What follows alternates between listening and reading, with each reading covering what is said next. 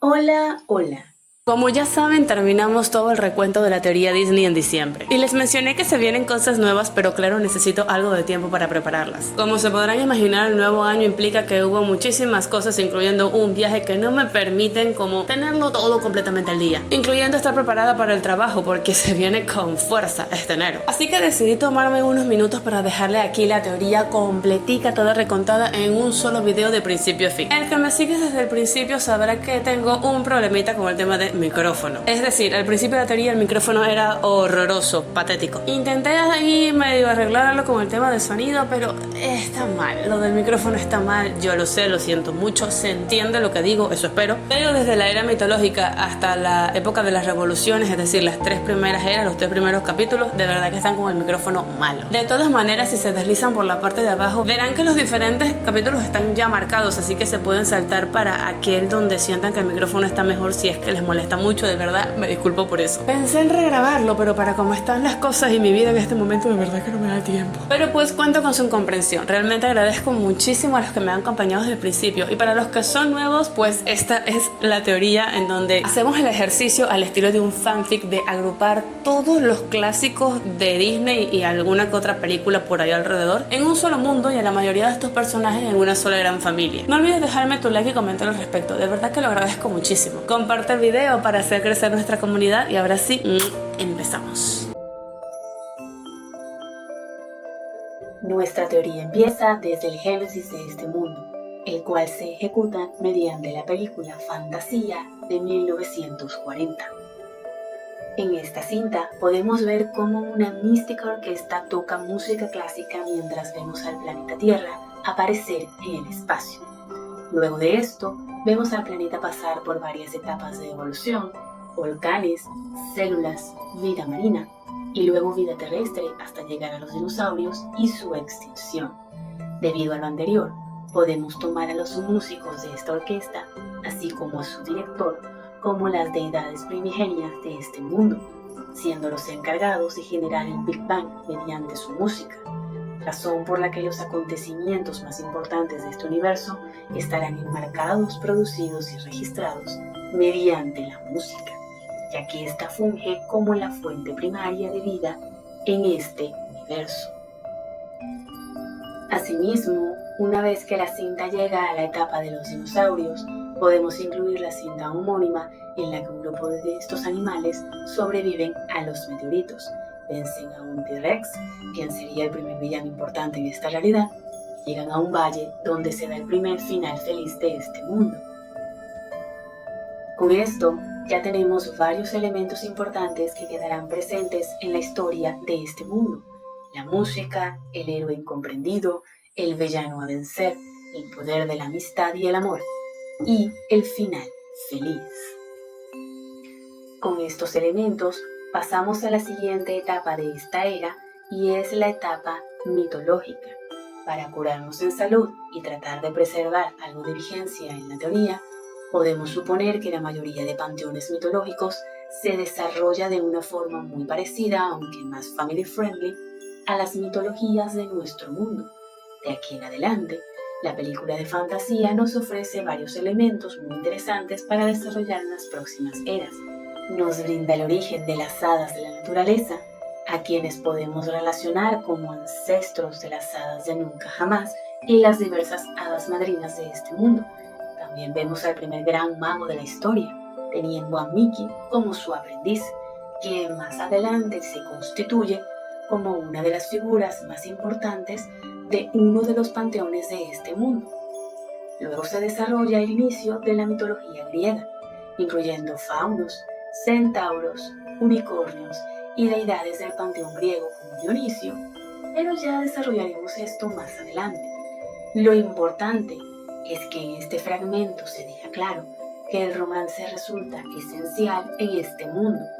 También vemos varios animales adquirir conciencia y actitudes más antropomórficas, las cuales podríamos relacionar a la percepción histórico-evolutiva con la que inicia la película de Zootopia, miles de años en el futuro. Pero no nos adelantemos, ya que la cinta nos ofrece un último corto que nos introduce al eje religioso y la idea pilar del bien, la fe y la luz, derrotando al gran demonio Chernabog, que aunque derrotado, seguirá teniendo relevancia en la historia de nuestro mundo, un mundo al que llamaremos fantasía. Con el mundo de fantasía ya constituido, nos enfocaremos en el panteón de dioses griegos.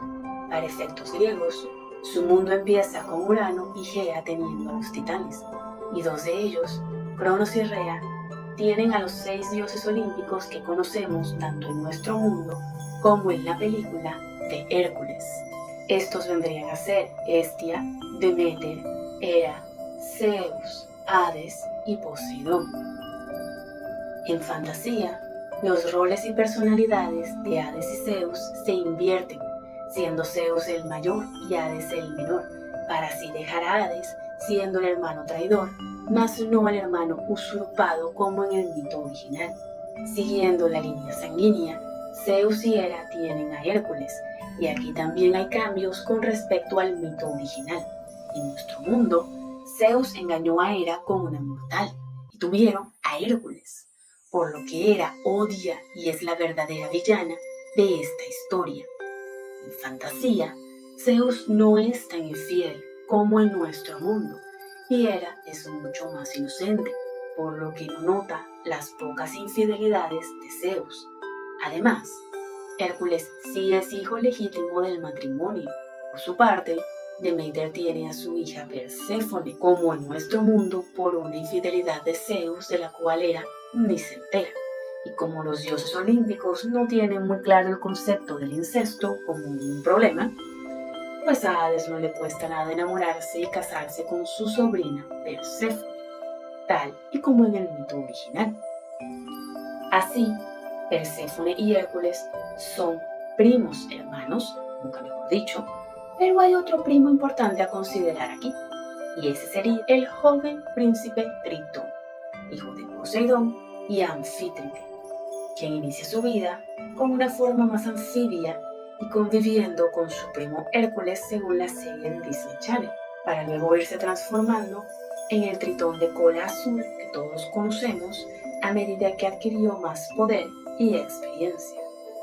Pero así como Zeus tenía algunas infidelidades, mucho más rebajadas que las que tuvo en nuestro mundo, podemos aplicar el mismo caso a Poseidón, quien tenía un monstruo marino a su disposición, una mujer gigante con serpientes de la cintura para abajo que parecían anguilas y las hacían verse como un pulpo gigante, muy parecida a las hermanas Úrsula y Morgana, por lo que podemos teorizar que Poseidón tuvo un par de resbalones con esta monstruo llamada Sila, de los cuales nacieron Úrsula y Morgana como hijas ilegítimas que pasaron todas sus vidas envidiando y odiando a Tritón por ser el hijo y heredero legítimo del dios del mar.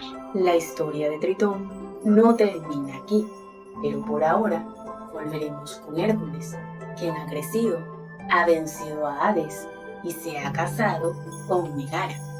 Pero aquí surge un nuevo problema.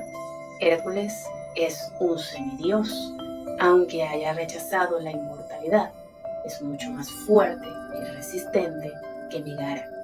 Además, el final de cuento cliché de y se casaron y tuvieron muchos hijos, aquí sí se vuelve realidad, de manera literal. Verán, en los mitos originales de Hércules, este llega a estar con muchísimas mujeres, llegando a tener, que se sepa, 3 esposas y al menos 50 amantes, aunque a mí el número se me acerca más a unas 80 mujeres como mínimo. El Hércules de nuestro mundo vivió una absoluta tragedia griega. ¿Recuerdan qué era su villana original? Pues esta sembró en él la locura para que atacase a su primera esposa, Megara, y a sus hijos, matándolos a todos. Cuando éste despierta, a Hércules le consume la culpa y la desesperación, por lo que decide autocastigarse con los 12 trabajos, e intentando cumplir uno de ellos, acaba hospedado en el reino de Tespio, quien tenía 50 hijas y cada noche le llevaba una a Hércules para así engendrar una descendencia de nietos súper fuertes y heroicos. Y así pasó. De hecho, todos estos hijos fueron varones, vaya puntería. Tuvo muchas otras amantes e hijos, pero solo se casó con Deyanira, oficialmente su segunda y última esposa mortal. Un día, Deyanira es secuestrada por un centauro, el mismo que aparece en la película como guardián del río cuando Erk y Meg se conocen. Hércules lo mata con una flecha envenenada, pero el centauro mezcla el veneno con su sangre antes de morir y se lo da a Deyanira como una poción para que Hércules solo tenga ojos para ella y deje de montarle los cuernos con toda falda que se le cruce. La muy tonta, o ya desesperada, acepta el menjurje y se lo impregna a Hércules en la ropa, por lo que el hombre agoniza hasta armarse su propia pira y quemarse hasta morir con la ayuda de Filoctetes. Una vez muerto, este héroe tiene su momento Jesucristo, siendo convertido en un dios completo por su padre Zeus, pero esta vez no lo rechaza y se casa con Hebe, la diosa de la juventud, y tiene a su última hija, quien al ser hija de la diosa de la juventud nunca envejece y se queda siendo eternamente una niña. Con todos estos datos, vámonos ahora a lo que podemos calcular que pasó con nuestros Erk y Meg en la mitología griega de fantasía. Lo primero es que este Hércules no será bajo ninguna circunstancia un infiel, ni tendrá otra esposa que no sea Meg. Así que tomaremos a Meg como la combinación de todas las mujeres con las que el Hércules de nuestro mundo tuvo descendencia. Así, Meg tiene el nombre de la primera esposa, Megara, y hasta podríamos atribuirle su apariencia física, pero tiene la personalidad de la segunda esposa, Deyanira, así como parte de su destino al ser víctima de una infidelidad antes de conocer a Hércules, además de ser quien está conectada al centauro y a la muerte de Hércules, aunque en este mundo no muere por completo. Pero lo interesante está en el tema del montón de amantes e hijos ilegítimos, pues en esta historia todos esos hijos los tendría Meg a costa de muchísimos embarazos múltiples, los cuales la dejarían muy débil luego de, digamos, unos 20 años teniendo hijos con Hércules. Con su último embarazo, luego de varios años en los que pensó que por fin ya no tendría más hijos, Meg se ve muy mal, teniendo la suerte de que solo esta vez, dio a luz a una sola niña, por lo que logra sobrevivir al parto, pero pasa los siguientes 6 años apagándose a un ritmo muy acelerado, hasta que llega el 7º año de vida de su hija menor y Meg ya no puede más. La situación es muy grave porque Hércules siente que su vida se acaba junto con la de Meg. A estas alturas ya no tiene a sus padres, ni a Filoctetes, ni a Pegaso, solo le quedan Meg y sus hijos, pero lo más importante en su vida es Meg. Tan profunda es la depresión de Hércules que todo parece indicar que no sobrevivirá mucho después de que Meg fallezca. En el Olimpo, Zeus y los dioses no están dispuestos a perder a Hércules, y menos de esa forma. Así que entre todos logran honrar la sangre divina y el heroísmo de Hércules, otorgándoles la inmortalidad y la divinidad tanto a él como a Megara y a su hija menor, quien por entonces era la única de sus hijos que seguía siendo una niña. Así, Hércules pasa a ser el dios de la honradez. Megara toma el destino de Hebe como diosa de la juventud, y con esto su hija recibe la juventud eterna, permaneciendo como una niña pequeña al lado de sus padres para toda la eternidad. De esta forma, Hércules y Megara se convierten en el origen literal de los dos finales cliché de los futuros cuentos de hadas, que en este mundo constituyen hechos históricos. Él y se casaron y tuvieron muchos hijos, y él y vivieron felices para siempre. Para finalizar con la era mitológica, debemos retroceder ligeramente a los 12 trabajos de Hércules, en concreto, el trabajo de acabar con el león de Nemea. El león de Nemea es presentado como un león gigante de color café, pero cuando Hércules está siendo pintado con la piel del león, vemos que es exactamente igual a la piel de Scar, el villano del Rey León, por lo que podemos inferir que toda la línea sanguínea del Rey León desciende del león de Nemea, que además está inmortalizado en el cielo como la constelación de Leo, lo cual nos permite atribuirle el origen de las manifestaciones paranormales presentes en el Rey León, como el rugido y las marcas de la guardia del león, la bendición de los ancestros en los bautizos de los herederos y la manifestación de sus almas en el cielo para guiar a las futuras generaciones, como fue el caso de la aparición de Mufasa ante Simba, pudiendo pensar que se manifestó justamente a través de la constelación de Leo. Y justo para terminar con la era mitológica, pasaremos brevemente por la América prehistórica, concretamente Norteamérica, donde se desarrolla la historia de Tierra de Osos.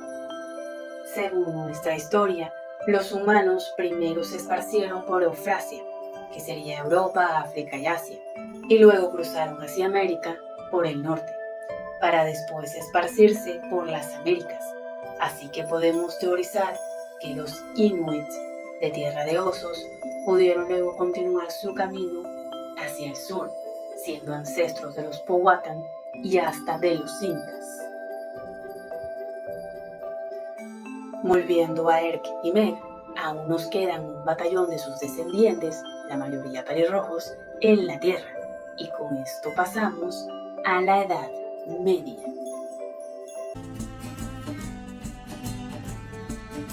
Empezaremos la Edad Media en las Islas Británicas, para entender mejor cómo hilaremos la línea sanguínea de Erk y Meg hacia la Edad Media de este mundo.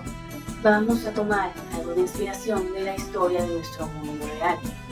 En nuestro mundo llega un punto en que la mitología y la historia de la humanidad se unen de forma en que no se está claro qué es mito y qué fue real. Y ese punto es la guerra de Troya. En esta guerra, dioses y héroes participaron, unos en la destrucción y otros en la defensa de la ciudad de Troya. Pero no todos los troyanos perecen en Troya. Un grupo logra salir y entre ellos se encuentra Eneas, hijo de Afrodita y un mortal. Este héroe llega hasta la actual Italia y sus hijos son quienes fundan Roma. Lo importante aquí es que el Imperio Romano se extendió por gran parte de Eufrasia, llegando incluso hasta las Islas Británicas. En estas islas se hablaba celta, y al mezclarse con el latín, surgieron las formas más primitivas del idioma inglés que conocemos actualmente. Y se entiende que gran parte de la población tiene algo de sangre greco-romana en sus venas. El punto es que, volviendo a fantasía, podríamos asumir que el padre de Eneas fuese a su vez uno de los tantos hijos de Erk y Meg. Y sí, hijo, porque la guerra ocurre pocos años después de la muerte de Hércules, o en este caso, de su ascenso al Olimpo. Así, Hércules y Megara serían los ancestros de muchos habitantes con algo de influencia romana de este mundo. Con esto nos vamos a la Escocia del siglo X, donde el clan Dombrov, en su mayoría pelirrojos, serían los primeros descendientes que podemos registrar en la Edad Media. De ellos pueden surgir varios descendientes interesantes, como el mismo John Rolfe, que varios siglos después viajaría a enamorarse de Pocahontas, o el príncipe Hans, quien dice ser de las Islas del Sur. Y recordemos que Frozen transcurre en Noruega y las Islas Británicas estarían justamente al sur de esta. Esta descendencia podría surgir de los 4 hijos Dombrov, pero yo creo que Mérida al final quedó con el grandulón del clan McCuffin.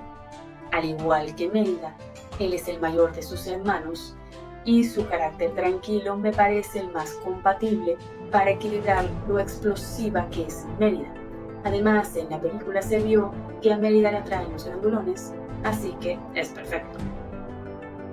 Continuando con la inspiración en nuestro mundo, llega un punto en que las coronas británicas y escocesas se unen, por lo que la actual Casa Real de Inglaterra son regentes de ambos países y unos cuantos más.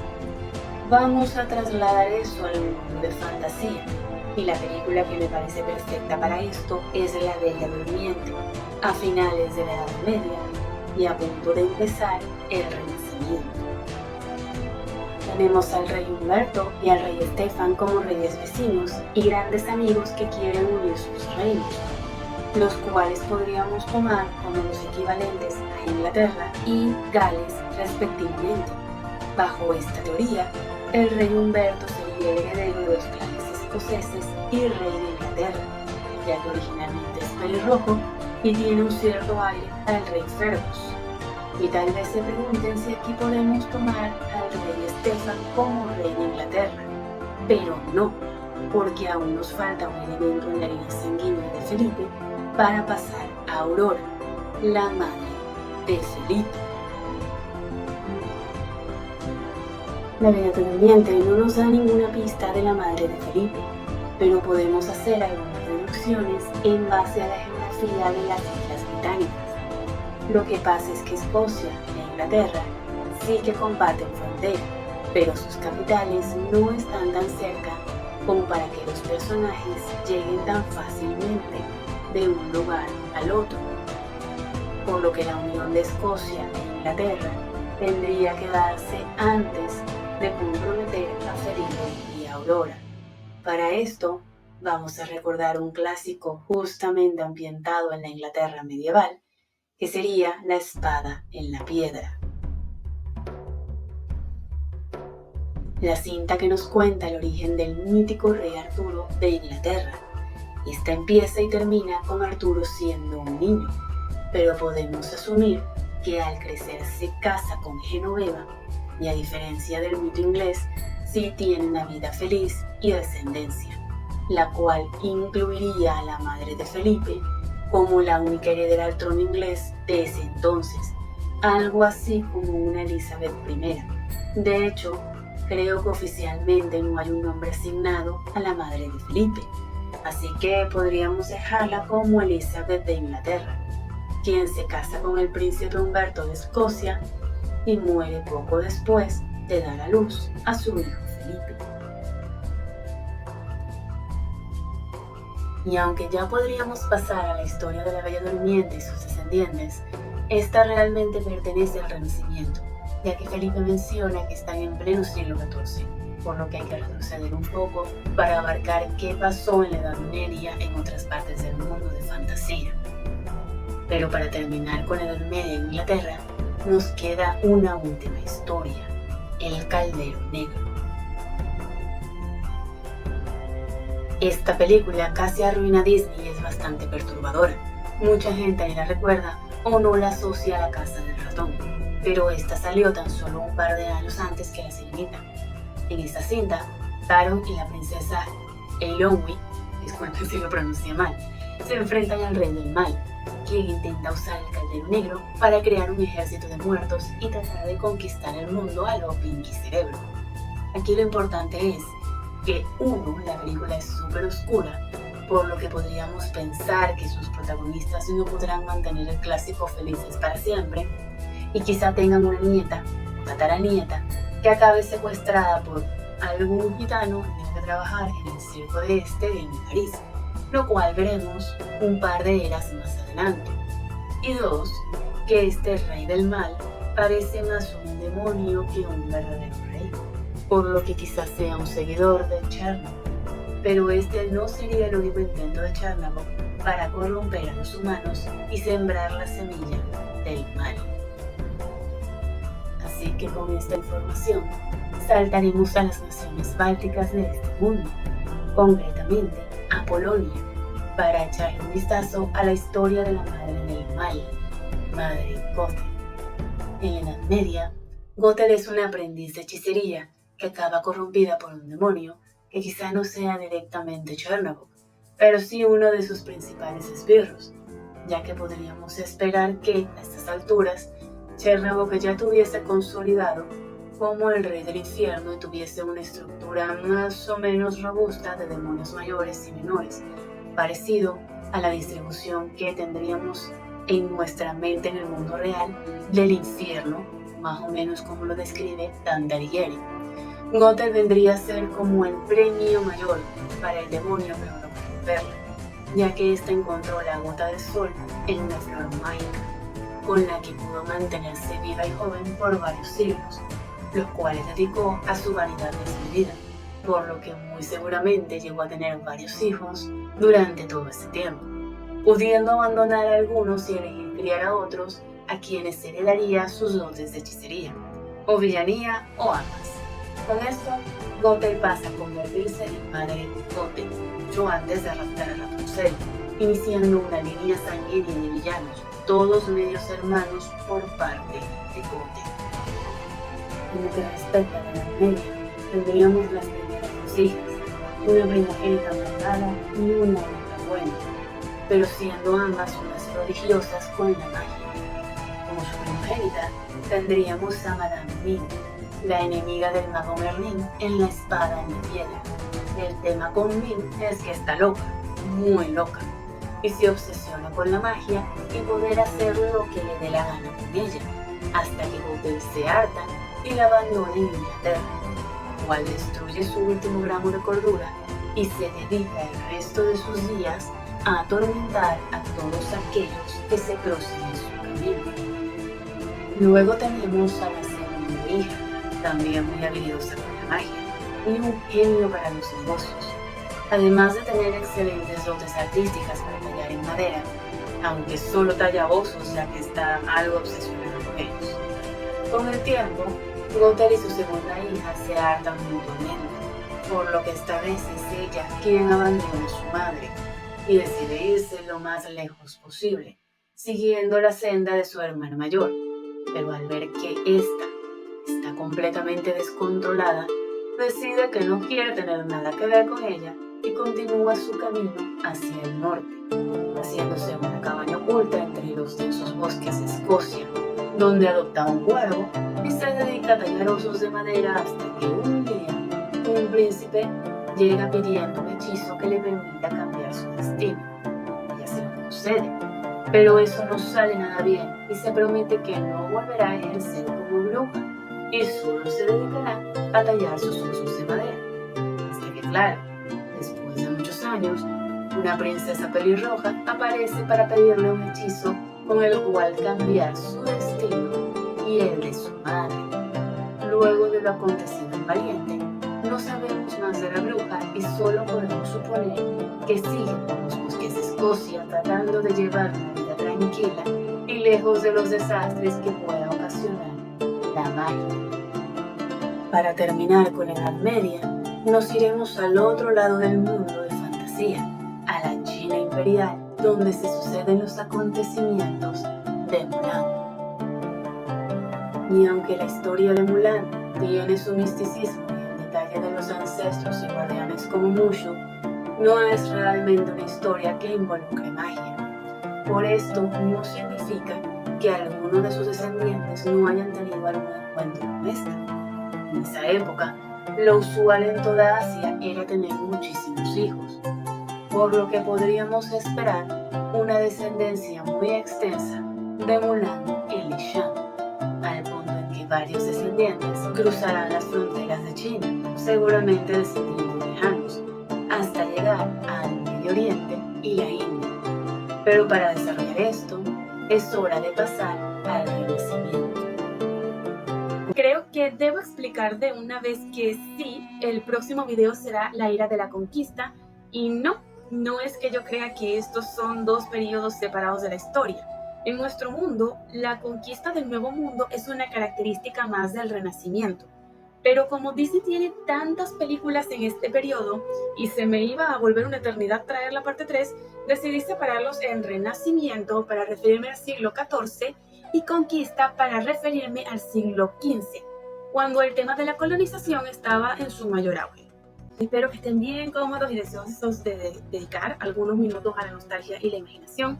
y agradezco infinitamente que estén aquí. Y ahora sí, comenzamos.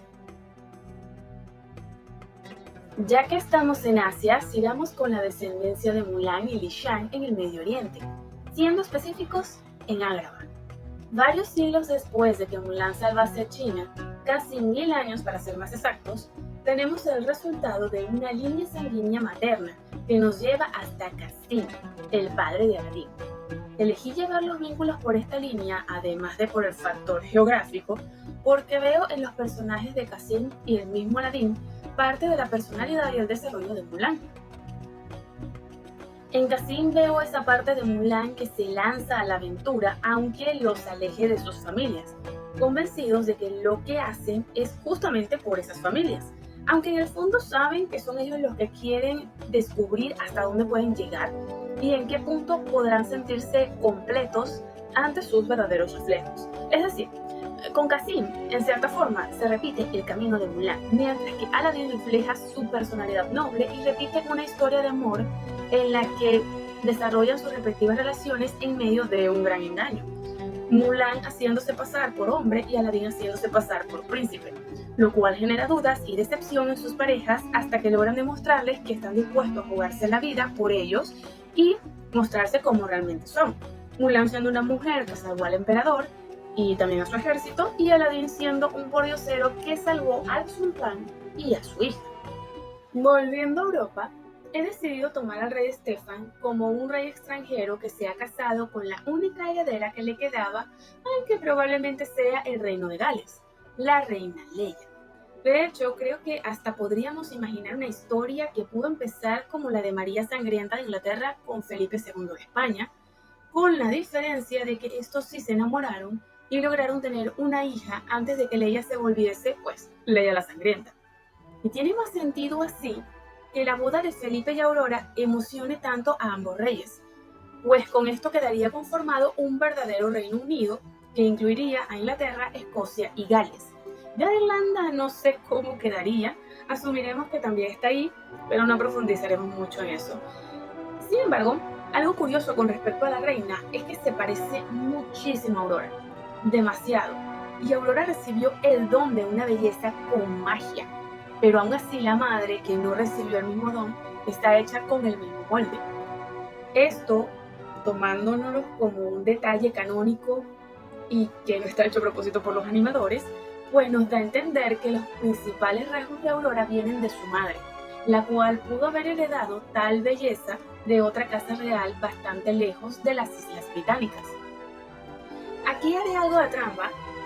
Originalmente esta teoría se concentraba solo en los clásicos de Disney, pero hay otra película de cuentos de hadas que actualmente es una franquicia en la que Disney debe tener algo que ver, ya sea control, distribución, algún beneficio tiene, porque solían pasar las 3 primeras películas de esa franquicia por Disney Channel.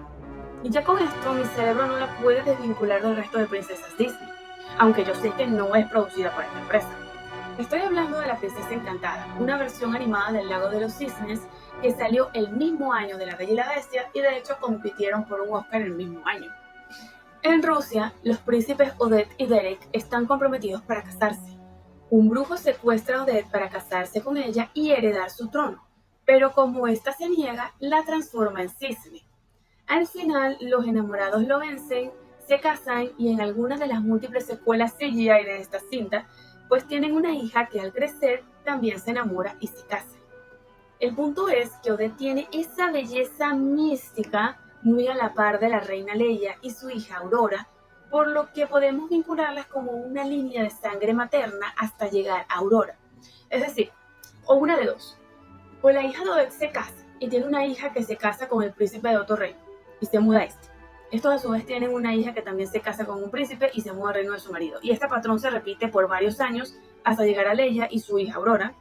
O todo se acorta a que la reina Leia sea directamente la nieta de Odette y Derek, o mínimo la bisnieta de Odette y Derek, como para que sea ella quien realmente es la heredera de ese reino en el que luego se desarrolla la Bella Durmiente. En todo caso, el resultado sigue siendo que Leia y Aurora serían hasta ahora las portadoras de la encantadora belleza de Odette, la cual sería transmitida a los descendientes de Aurora. De Felipe y Aurora podemos esperar que tuvieron muchos hijos y nietos que desposaron a miembros de otras casas reales de Europa, tal y como pasó en nuestro mundo, los cuales pues claro voy a desarrollar en las siguientes eras, pero por ahora volvamos con Madre Gothel y sus siguientes dos hijos que serían los grandes villanos del Renacimiento en Europa. Para respetar el orden cronológico, volveremos a Rusia para conocer al primer varón de Gothel, un brujo muy talentoso, inteligente y tan ambicioso como su madre, Rothbard. Rothbard tuvo el ingenio de concentrarse en 3 áreas específicas de la magia para estudiarlas y perfeccionarlas con el fin de alcanzar un impresionante nivel de maestría.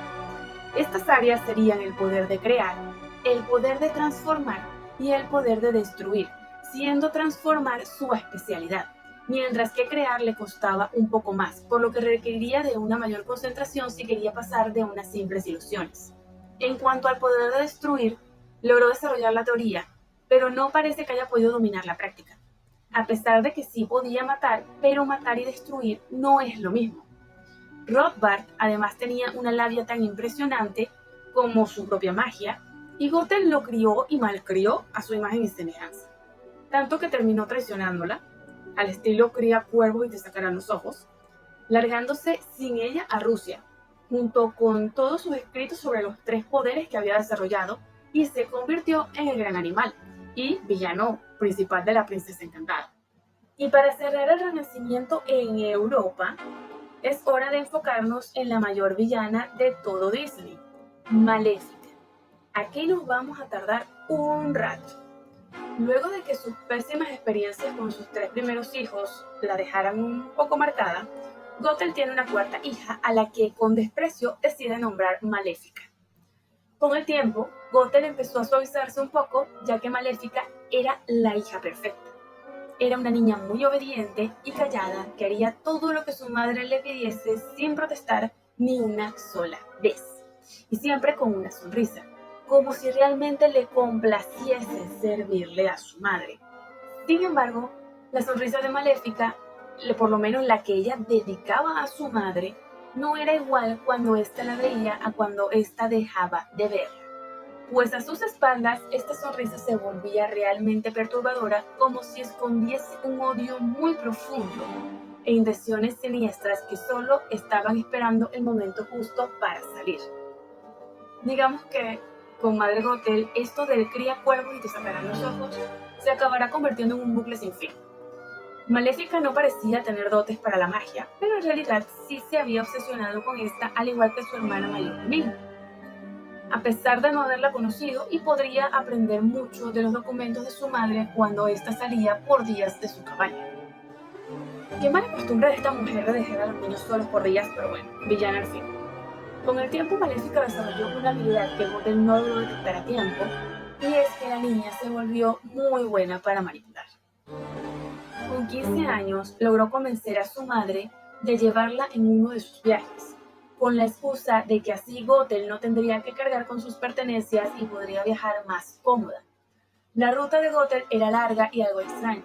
El primer día llegaron al pie de una montaña donde acamparon, pero al otro día su madre misteriosamente se veía mucho más joven que la noche anterior. Más tarde, ese día, Gothel engañó a un campesino para robarle su carreta. 2 días después, estaban de polizontes en un barco rumbo a unas islas a las que llegaron tras un día entero de viaje. Una vez allí, Gothel iba adquiriendo todo tipo de cosas extrañas de gente cada vez más misteriosa y rara. Algunos en la costa, algunos en la ciudad y otros ya directamente en los bosques.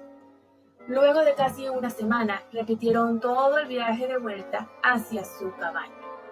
Gothel y Maléfica repitieron este viaje entre 4 y 5 veces durante un año, cuando ya Maléfica tenía 16. Estos viajes le permitieron a la joven enterarse poco a poco de cómo funcionaba la vida de su madre y que otras fuentes de magia podía hallar, incluyendo la existencia de las hadas y los demonios, y su gran poder, por lo que ésta pensó que hacerse con ambos podrían hacerla invencible y lograr una ambición que había cultivado con el paso de los años: superar a su madre, a quien realmente odiaba. En su último viaje, Maléfica se alejó de su madre mientras ésta intentaba conseguir una planta muy específica en el bosque, por lo que terminó adentrándose sola y aparentemente perdiéndose. Al cabo de un par de horas encontró a un cuervo que se había atorado entre las espinas de unos rosales, por lo que decidió ayudarlo a liberarse. Agradecido, el cuervo voló a su alrededor hasta posarse en su hombro, decidiendo quedarse con ella. Tras ellos, una señora vestida de verde apareció para felicitarla por su noble acción, identificándose como Fauna, y Maléfica, disimuladamente, reconoció a la hada de inmediato. Poco después aparecieron las hermanas del hada, Flora y Primavera, dispuestas a ayudar a la joven a volver a su casa. Pero Maléfica se echó a llorar, diciendo que su abusiva madre la había abandonado como había hecho con sus hermanos mayores, pues la consideraba un estorbo. Las hadas se compadecieron y decidieron ayudarla, dándole refugio en su casa, y cuando ésta manifestó su interés por la magia, le enseñaron a crear su propia varita. La joven logró crearla con éxito a la primera, lo cual era bastante extraño, pues crear una varita solía llevar varios intentos. Cuando se lo hacen saber, Maléfica cambia por completo su dulce sonrisa a esa mueca perturbadora que solía hacer cuando su madre le daba la espalda. Y con esto su varita se transformó en un enorme cetro con una esfera de cristal verde en la punta. Una vez descubierta ante las hadas, Maléfica descaradamente les preguntó si querían saber la verdad, con lo cual empezó a girar su mano alrededor de la esfera mientras el cuervo la sobrevolaba y gracinaba como si se estuviese riendo. De la esfera surgió un humo que les mostraba a las hadas la vida de Maléfica y cómo ésta las había manipulado para obtener más poder. Pero cuando se decidieron a detenerla, la joven golpeó el suelo con el cetro y desapareció mientras el cuervo escapaba por la ventana. Con esta experiencia, las hadas se prometieron no volver a confiar en extraños. Por su parte, el cuervo llegó al otro lado de una montaña, a la punta más alta, seguido por un humo verde del que surgió la joven Maléfica, una vez que éste se detuvo. Ya sola, la joven decidió no perder más tiempo y pasar a la siguiente parte de su plan: invocar al mismo demonio que había corrompido a su madre para ofrecer su alma a cambio de poder ilimitado. Con esto, su piel se tornó verde, su vestido violeta adquirió un intenso tono negro y de su cabeza brotaron 2 cuernos que simbolizaban su alianza con el demonio. Sintiendo tanto poder correr por sus venas, golpeó el suelo con su bastón y miles de piedras empezaron a apilarse por sí mismas, hasta formar la fortaleza de la ahora montaña prohibida. Con un segundo golpe, cientos de pequeñas criaturas repugnantes y armadas surgieron del suelo, identificándose como sus esbirros y sirvientes. Satisfecha, Maléfica se sentó en su nuevo trono y acarició a su fiel cuervo, al que decidió nombrar Diablo, en honor a su mayor benefactor. Pero la magia siempre tiene un precio, y sin saberlo, Maléfica tendría que pagarlo el resto de su vida, condenada a causar miedo y dolor a tantos humanos como pudiese, teniendo un único punto débil: el amor que ella nunca pudo ni podría llegar a sentir. Y ya para terminar con el Renacimiento, nos vamos a la Polinesia, donde se desarrolla la historia de Moana. Aún no sabemos qué pasará en Moana 2, pero se entiende que, como futura jefa de la tribu, Moana debe garantizar descendencia. Por lo que podemos pensar que en algún punto su línea sanguínea se unió a esa línea que desciende de los Inuit, entrando por la costa del Pacífico, claramente, siendo quizá ancestro de Cusco, los Powhatan, muy seguramente de Nani y Lilo, y quizá algunos ancestros nativos latinoamericanos de la familia Madrigal. Pero antes de volvernos un menjurje con las generaciones, pasemos a la época de la conquista.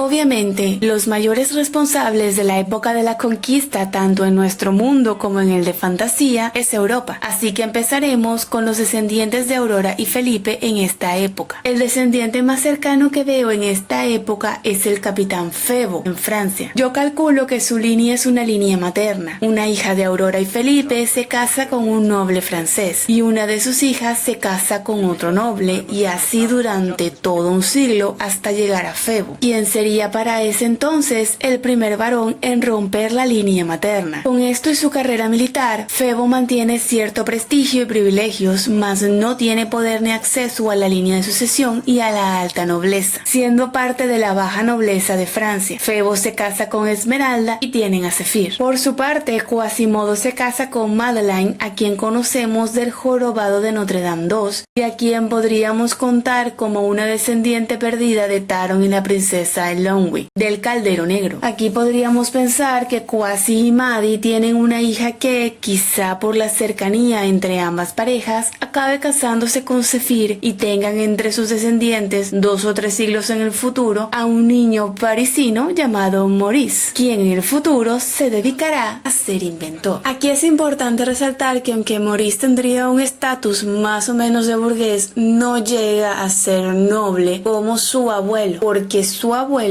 se casó con una gitana. Por lo tanto, podemos establecer que aunque sí Maurice pudo gozar de una buena vida en París, no tenía ninguna conexión ni siquiera con la baja nobleza. Continuando con la estirpe de Aurora y Felipe, llegamos a la Alemania del siglo XVI, donde una de sus descendientes, la princesa Eva, se casa con el rey Leopoldo y logra darle una hija justo antes de morir, Blancanieves. Blancanieves, tataranieta de Aurora y Felipe, se casa con el príncipe Ferdinand y también tienen varios hijos y una larga descendencia. Empecemos por incluir un personaje que se me pasó por completo en la construcción original de la teoría, y fue Emilio, quien me lo señaló varias veces. Al principio no me parecía buena idea hasta que recordé que esta película en específico no es 100% live action, sino que juega mucho con que los personajes sean originalmente de un mundo de fantasía en 2D. Así que lo que se me ocurre es que el príncipe Edward de Encantada sea nieto de Blancanieves, lo cual convierte a Larisa directamente en hija de Blancanieves. Larisa es una villana que recuerda mucho a la reina malvada, pero entonces, ¿cómo la podemos vincular a ser hija de este par de tórtolos por excelencia? Se me ocurre pensar que Larisa podría ser la primogénita de Blancanieves y que al principio sí era una princesa normal y de buenos sentimientos, salvo por un detallito: su vanidad. Larisa creció con todos diciéndole que era tan hermosa como su madre y que sería una gran reina, y a la niña esto se le subió muchísimo a la cabeza, cosa que no fue detectada a tiempo por Blancanieves y Ferdinand. Por desgracia para el reino de Blancanieves, tanto Blanquita como Ferdinand decidieron que ese reino, Andalasia, sería una perfecta dote para el matrimonio de su hija mayor, por lo que una vez casada, Larisa se mudó al mismo castillo donde creció su madre para gobernar ese reino. Y como ni Blancanieves ni Ferdinand habían vuelto a ese reino luego de casarse, ¿qué creen que consiguió Larisa dentro del castillo? Exacto, el laboratorio de la reina malvada, sus pócimas, sus libros de hechizos y, lo peor de todo, el espejo mágico. Así, Larisa pasó a convertirse en la reina Larisa y poco a poco, tentada por las palabras del espejo mágico, acabó siguiendo los pasos de su predecesora, la reina malvada. Esto convierte a Edward en nieto de Blancanieves, pero recordemos que este se casó con Nancy, quien viene de otro mundo y época y quien se llevó algo de tecnología consigo que nos servirá para más adelante. De estos dos tórtolos podemos esperar que no todos sus hijos hayan aceptado casarse por conveniencia. Recordemos que su antepasado, Felipe, estaba dispuesto a casarse con una campesina, gustase a que le gustase, así que no sería de extrañar que aquellas hijas y nietas que hayan decidido poner el amor sobre los títulos y el dinero, quizá hayan terminado casándose con algún burgués, y la siguiente con algún terrateniente, y ya otra quizá con un campesino, pudiendo incluso mezclarse esta línea con descendencia del cazador, hasta llegar a una descendiente en la campiña francesa llamada Colette, quien en uno que otro viaje a París acabaría enamorándose de Maurice, y al casarse con él tendrían una hija justo antes de que Colette sucumbiera muriese ante la peste negra. De hecho, Colette tendría aún más relevancia en el futuro, pero su historia quedará mejor explicada en la siguiente era. Sin embargo, lo que sí podemos deducir es que todo el apoyo que Colette brindó a las invenciones de su marido y el amor que le infundió a Bella por las historias de fantasía puede venir de una larga herencia familiar de algunos objetos e historias sobre otro mundo fantástico, el nuestro. Pero antes de llegar a esta descendiente de Hércules, Mérida, el rey Arturo, Odette, Aurora, Blancanieves, el cazador, Larissa, Edward, Nancy, Feo, Esmeralda, Quasimodo, Taron y Elonwy, hay mucha gente aquí, tenemos que pasar por la razón de que la época de la conquista se llame así, que obviamente es América. Ya establecimos que los Powhatan podrían descender de los Inuit, quizá hasta del mismo Denaji, y tener algún cruce con descendientes de Moana y quizá algunos ancestros de Cusco y los Incas, por lo que podemos establecer a estos personajes como antepasados de Pocahontas. También tenemos que John Rolfe es un descendiente lejano del clan Dombrog, y con Pocahontas en la vida real tienen un hijo llamado Thomas Rolfe, a quien yo imagino se podría parecer al personaje del Tomás de la cinta original, y sería muy interesante que aquí este Tomás fuese el padrino del niño y que lo hubiesen nombrado en su honor. Pero aún nos falta la tercera rueda, que sería John Smith, lamentablemente, quien al final no se queda con Pocahontas, pero pudo haber tenido descendencia por su cuenta. Personalmente, John Smith me parece la versión hombre de Aurora. Me parece un descendiente súper directo en el cual se manifiesta esa combinación de belleza eslava y mágica de Aurora. De por sí me parece que Febo también es un poco una versión en hombre que combina lo que sería el rey Fergus y Aurora, pero creo que el que más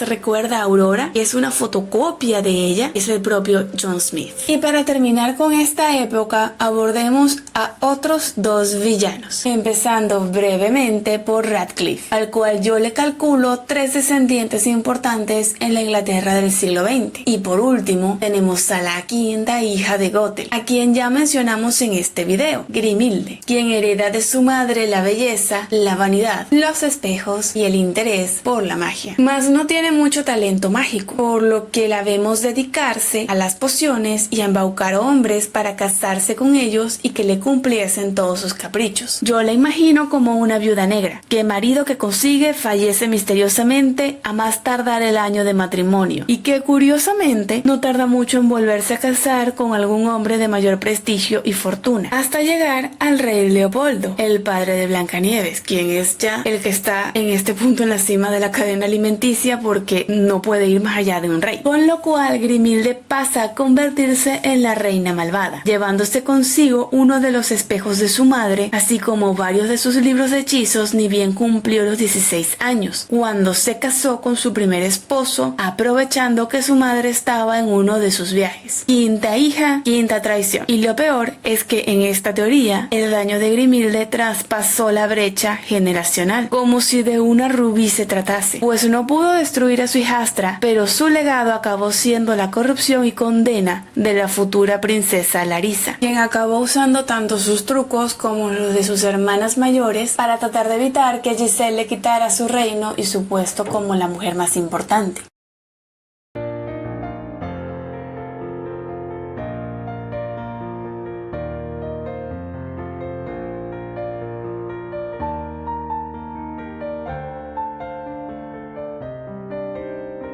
Como no tenemos ninguna historia que yo recuerde del siglo XVII, saltaremos del siglo XVI al siglo XVIII, en el cual empiezan las revoluciones e independencias en nuestro mundo. En el París del mundo de fantasía, quedamos que la línea del jorobado de Notre Dame desemboca en un descendiente común llamado Maurice, quien en este siglo se dedica a ser inventor y un poco artesano y mecánico. Con el tiempo, Maurice conoce y se enamora de una campesina francesa llamada Colette, quien desciende sin saberlo de Blancanieves, Blancanieves, el cazador y al igual que Maurice de Aurora y Felipe, aunque a estas alturas ninguno de los dos saben que comparten ancestros de 4 siglos atrás, y mucho menos que corre sangre azul por sus venas. Maurice y Colette se casan a mediados del siglo XVIII y tienen una hija a la que llaman Bella. Poco después del nacimiento, Colette contrae la peste negra y fallece, no sin antes dejar instrucciones a Maurice de irse con Bella a la granja de sus padres en Alsacia, para que pudieran salvarse del brote de la peste. Y es en Alsacia donde al cumplir los 17 años ocurren los eventos de La Bella y la Bestia. Aquí vamos a hacer una pausa para volver al cuento original que inspiró a la película de Disney. Lo que ocurre es que en el cuento original La Bella y la Bestia resultan ser primos hermanos, solo que ellos no se enteraron hasta casi el final del libro. De vuelta en fantasía, Bella y Adam también serían primos, solo que no primos hermanos, sino primos lejanos por parte de Aurora y Felipe, quienes también son ancestros de Adam, solo que su línea de sangre logró mantener los títulos nobiliarios. Lo otro es que esta historia ocurre en paralelo a la época de la Revolución Francesa, por lo que aunque a Adam se le llama príncipe, realmente él y Bella no van a ser reyes de Francia. En todo caso, se le llamaría delfín y no príncipe, y ni siquiera les conviene, ya que se les pondría precio a sus cabezas. Por el contrario, Adam en realidad sería un marqués, solo que en Francia solían llamarlos a todos príncipes por ser de la nobleza. ¿Y por qué un marqués? Porque Alsacia es una región fronteriza, territorios que solían estar gobernados por marqueses, y que les resultaba muy conveniente, ya que si las cosas se caldeaban demasiado en Francia, se les sería muy fácil cruzar a Alemania hasta que pasase el reinado del terror, lo cual le brindaría a Bella la oportunidad de viajar y tener las aventuras que tanto quería, y quizás hasta enterarse de que tenía como antepasada a una princesa alemana del siglo XVI llamada Blancanieves. Ya sea dentro o fuera de Francia, lo cierto es que Bella y Adam tuvieron muchos hijos y nietos, pero sobre todo muchas hijas y nietas, que acabaron casándose con los herederos de otras casas reales de Europa, y algunos se convirtieron en reyes y reinas de estos reinos. Podemos decir que si Aurora fue una abuela de Europa en el siglo XIV, su descendiente Bella es otra abuela de Europa, pero a partir del siglo XVIII. Empezaremos con 2 de sus hijas, Rita y Ariana. La mayor, Rita, se casa con el rey Runar de Noruega, volviéndose reina de este país y siendo la madre del príncipe Agnar. Pero tristemente, al igual que su abuela Colette, Rita no aguantó mucho tiempo luego del parto. Luego tenemos a la hija menor, Ariana, quien se enamora de un príncipe polaco llamado Frederick, el cual es un descendiente importante de Blancanieves y Ferdinand, y cuya línea sanguínea sí logró mantener los títulos nobiliarios, aunque estos no reinaban en el reino de Blancanieves, sino en un pequeño reino relativamente reciente que habían erigido en un vasto islote del mar Báltico, el reino de Corona. Pero antes de continuar con la historia de la princesa Ariana y el príncipe Frederick, debemos voltear nuestra atención a la villana que por muchos años ensombreció su feliz vida juntos, Gothel. Regresemos a Francia varios años antes, incluso antes de que Maurice y Colette siquiera se conocieran en París. Siendo Colette aún una niña en Alsacia, esta nota que 1 o 2 veces al año aparecen por su pueblo una mujer con una larga y densa capa con capucha negra y una niña rubia quizá un poco mayor que ella con la misma capa y capucha densa pero adaptada a su tamaño y en color verde oscuro. Ambas solían estar cargadas de bolsos y canastas, pero de la canasta de la niña siempre destacaban algunas rosas y un espejito. Cuando las veías solían salir del bosque cerca de su granja con los primeros rayos del sol y atravesaban el pueblo sin hablar con nadie hasta desaparecer. Esto causaba mucha curiosidad en Colette, pero sus padres nunca le creían cuando ella se los contaba. Cuando ya tenía 15 años, Colette decidió pararse muy temprano todas las mañanas y salir a la granja con el primer rayo de sol a esperar a las misteriosas figuras, hasta que un día una de ellas apareció. Esta vez no estaban las dos, sino solo la chica de capa verde con su canasta con rosas y el espejo, quien ya parecía ser una joven de quizá unos 16 años. Colette no tiene dudas de que esa es la misma niña que antes veía con la mujer de la capa negra, así que corre hacia ella y la detiene para preguntarle por qué esta vez estaba sola. La joven quedó algo confundida ante la pregunta, así que Colette se disculpó por haberse entrometido y le explicó que solo quería asegurarse de que eran reales, ya que nadie le quería creer que ella las veía salir del bosque y la señalaban como una rara. A esto la joven rubia decidió verse en su espejo, luego se quedó viendo a Colette y con una sonrisa algo triste respondió que la gente siempre tacharía de raros a aquellos a los que no podían entender, pero que no debía dejar que eso la afectase, pues pronto encontraría a alguien tan raro como ella para ser felices juntos. Colette estaba muy confundida, y más cuando aquella joven le regaló una de sus rosas y luego siguió su camino hasta desaparecer por las calles. Desde entonces Colette decidió no volver a mencionarla, pues ya ella sabía que era real y con eso le bastaba. Por su parte, aquella joven no era una chica cualquiera, era la sexta hija de Madre Gothel. Con el tiempo, a Gothel le empezó a fastidiar irse en barco a buscar sus provisiones y decidió limitarse a hacer los viajes por tierra, por lo que solía pasar por Alemania, Francia e incluso España. Luego de tantos hijos y traiciones, Gothel no quería perder a su sexta hija de vista, por lo que desde pequeña la obligaba a acompañarla en sus viajes y ayudarla a cargar las cosas. Por primera vez, una de sus hijas ni acababa con su paciencia ni tenía planes de traicionarla. Era buena con la magia, especialmente con las transformaciones, no protestaba ni la apuñalaba por la espalda, así que esta vez parecía que todo iba bien. Cuando la chica, a la que podríamos llamar Circe solo para que no siga anónima, cumplió los 16 años, Gothel decidió que podía ahorrarse los viajes si ya su hija conocía la ruta y los contactos, así que le empezó a encargar a Circe que se encargase ella de traer todo lo que necesitasen. Error. Con los años, la joven se dio cuenta de que la forma en que vivía con su madre no era lo normal, pues veía que otros padres sí mostraban un cariño genuino por sus hijos y un verdadero deseo por protegerlos. Al viajar sola, Circe empezó a entender cómo funcionaban las relaciones y moral humanas. Aún así, seguía obedeciendo a su madre, no por miedo, sino por respeto al ser su progenitora. Esto hasta que llegó una víspera de Navidad en la que se vio atrapada por la tormenta de nieve en Alsacia. Buscando dónde pasar la Nochebuena, llegó al castillo del príncipe Adam, pero antes de tocar la puerta, escuchó los berrinches del príncipe, quien gritaba tan alto cuando humillaba a sus sirvientes que hacía retumbar los vidrios y las puertas, como si se tratase de una bestia. Indignada, Circe tomó la forma de una anciana y decidió poner al príncipe a prueba que ya todos sabemos que falló. Pero poco después de lanzar su hechizo, la joven sintió que se le había pasado la mano. Como ya no podía revertirlo, decidió esperar y con el tiempo ver si quizá podía ayudar un poco al príncipe a cumplir con el plazo impuesto. Luego de los 10 años que duró el hechizo, Circe decidió quedarse en Alsacia, pues la historia de Adam y Bella le había dejado claro que su madre nunca sería capaz de quererla realmente. Desde la mirada de Gothel, obviamente esto solo significaba sexta hija, sexta traición, y llegados a este punto ya Gothel se hartó. Para ella el problema nunca fue su pésimo estilo de crianza, sino que simplemente no valía la pena ser madre, así que años después, cuando dio a luz un par de gemelos, simplemente los abandonó a su suerte. Y estos niños, al tener que sobrevivir solos en las calles y el bosque, acabaron convirtiéndose en un par de bandidos, los gemelos Staminton. Esto de hecho concuerda, al menos un poco, con el cuento original de Rapunzel, ya que la bruja Gothel sí tenía unos hijos gemelos que en este cuento le hacen la vida imposible a Rapunzel.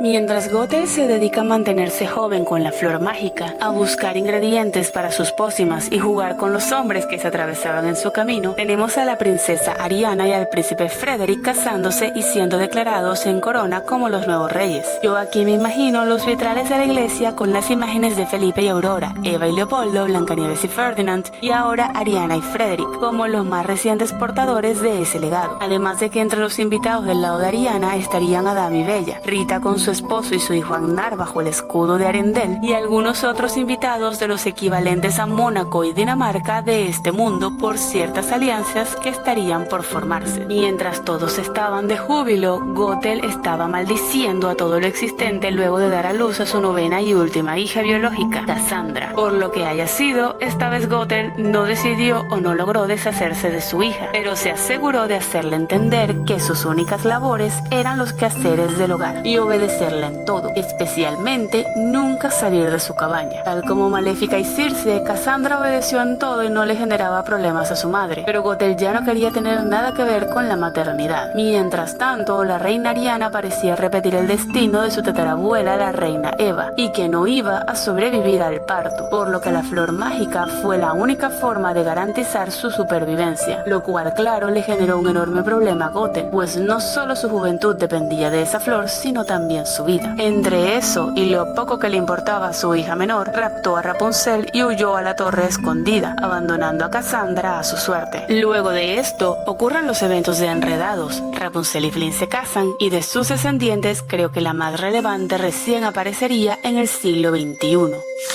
Y no podemos acabar la época de las revoluciones sin pisar los Estados Unidos, en concreto el pequeño pueblo de Sleepy Hollow. Para el que no conoce o no recuerda este cortometraje, se trata de un maestro muy supersticioso que intenta cortejar a Katrina, la hija del ricachón del pueblo de Sleepy Hollow. Pero como Broom, el fortachón del pueblo, también es su pretendiente, decide deshacerse de él contándole la historia del jinete sin cabeza durante la fiesta de Halloween del pueblo. Misteriosamente vemos al maestro ser perseguido por ese mismo jinete, que quizá haya sido el mismo Broom disfrazado, y del susto no vuelve a aparecer por el pueblo. Katrina y Broom se casan y no parece haber mucho más que resaltar de ellos. Sin embargo, algunas teorías dicen que Broom y Gastón se parecen mucho y asumen que son padre e hijo, pero aquí hay un detalle: las fechas no cuadran. La leyenda de Sleepy Hollow, al menos hasta donde recuerdo, sucede en el año 1899, un siglo luego de la independencia de los Estados Unidos y a punto de iniciar el siglo XX. Mientras tanto, La Bella y la Bestia transcurre a finales del siglo XVIII, justo antes de que se desate la Revolución Francesa. En resumen, no cuadran para ser padre e hijo, y ni siquiera los pondría como ancestro y descendiente, ya que Broom es claramente de ancestros holandeses, mientras que Gastón es más francés que el Ratatouille. Pero en honor al parecido que tienen, puedo ponerlos como primos lejanos. Quizá algún familiar, tía, prima o hasta alguna hermana de Gastón pudo haberse casado con un comerciante holandés y luego terminar en los Estados Unidos. Pero esto no significa que Gastón se quede sin descendiente, pero este será más importante para el capítulo de la era victoriana.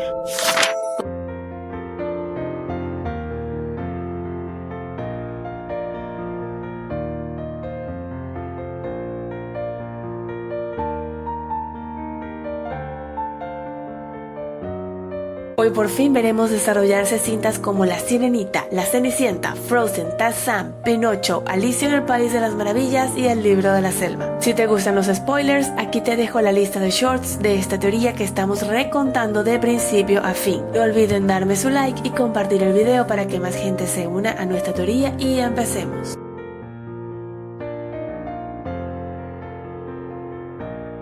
Empezamos fuerte con una de las cintas más amadas por el público de Disney. Ya establecimos que Bella y Adam tendrían una vasta descendencia que se esparciría por gran parte de Europa, y empezaremos la era victoriana con su posible nieto o bisnieto, Eric, la combinación perfecta entre la belleza de Aurora y Blancanieves, el deseo de aventura de Bella y la gallardía y espíritu libre de Felipe y el porte de Adam. Todo con un considerable aumento en el nivel de perfección. De hecho, Eric tiene cuadros de sus antepasados en su castillo e interesantes conexiones que nos servirán para más adelante. Como todos sabemos, Eric se casa con Aliel, la séptima hija del rey Tritón, nieta del dios olímpico Poseidón, prima de Hércules y sobrina de las malvadas brujas del mar. Si eres nuevo por aquí y a estas alturas ya estás perdido, te recomiendo suscribirte y ver la lista de reproducción de la teoría Disney desde el principio. Autopromoción terminada y seguimos. Ariel y Eric tienen a Melody, que en el futuro podría casarse con este sirenito y tener, ahora sí, una hija que puede pasar de la tierra al mar cuando le plazca con esta conchita mágica que le regaló su bisabuelo. ¿Dónde más hemos visto esto? Ah, sí. ¿Recuerdan este par de personajes en la boda de Eric? Bueno, pues estos dos son el abuelo de Henry y su tío, el entonces gran duque. En el episodio de las revoluciones les mencioné que la boda de Ariana y Frederick dio para muchas alianzas que estarían por formarse entre Corona, Arendelle, Francia o lo que queda de su realeza, Dinamarca, país natal de Eric, y Mónaco, país natal de Henry y su familia. Creo que es muy obvio que Cenicienta se parece mucho a Grace Kelly, así que situarlos en Mónaco me parece ideal. Pero ¿de dónde sale el abuelo de Henry entonces? ¿No les recuerda a otro monarca de entre los antepasados de Eric? Sí, el rey Henry de Inglaterra, padre de Felipe. La familia de Henry desciende también de Aurora y Felipe, solo que su línea sanguínea no pasa ni por Blancanieves ni por Adam y Bella. Ahora, para que los tiempos cuadren, la historia va así. El abuelo de Henry se convierte en padre a una edad muy avanzada luego de un largo matrimonio, apenas unos pocos antes de que la misma Melody se casase y tuviese a su hija. Habiendo tan buenas relaciones entre Dinamarca y Mónaco de este mundo, eran usuales las visitas veraniegas, pero la princesa no solía estar presente por pasar tanto tiempo en el océano, hasta que un día el príncipe visitante se escapa a dar él solo un paseo por la costa, donde encuentra una concha y la toma al mismo tiempo que una chica de rizos pelirrojos y un brillante vestido plateado que la hacía parecer una diosa griega. Amor a primera vista. Ambos se casan y se mudan a Mónaco, donde luego de varios años felices de matrimonio llega su hijo Henry y la reina tristemente no lo soporta, falleciendo al poco tiempo.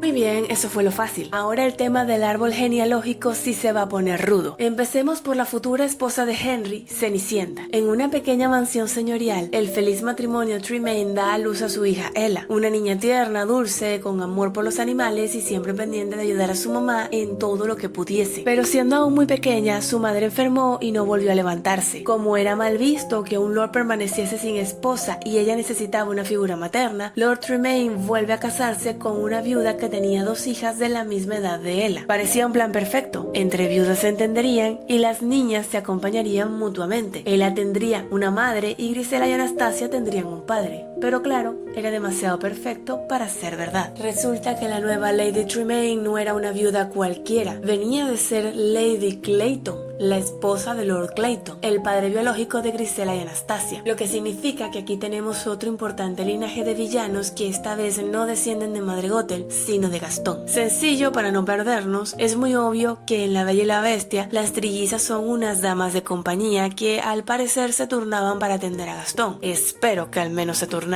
Y una de ellas, quizás Laurette, acabó dando a luz a un hijo de este meses después de la muerte de Gastón. Como Rafael sí sobrevivió al asalto al castillo, puede que este haya ayudado a criarlo, y al crecer rodeado de los antiguos amigos y socios de su padre, se fue acostumbrando a los negocios sucios hasta conseguir, a base de artimañas, un título de Lord de Inglaterra que pudo heredar a sus descendientes, hasta llegar al padre de Anastasia y Grisela. Cuando este falleció, Lady Clayton se vuelve a casar y pasa a ser Lady Tremaine, llevándose consigo a sus hijas menores, pero el matrimonio Clayton tenía un primogénito mucho mayor que las hermanastras de Cenicienta, William, quien heredó el título de Lord Clayton, y junto a su madre despilfarraron la fortuna que le quedaba a la familia. Así que cuando ésta se casa y se muda a Mónaco, él decide embarcarse en una expedición a África.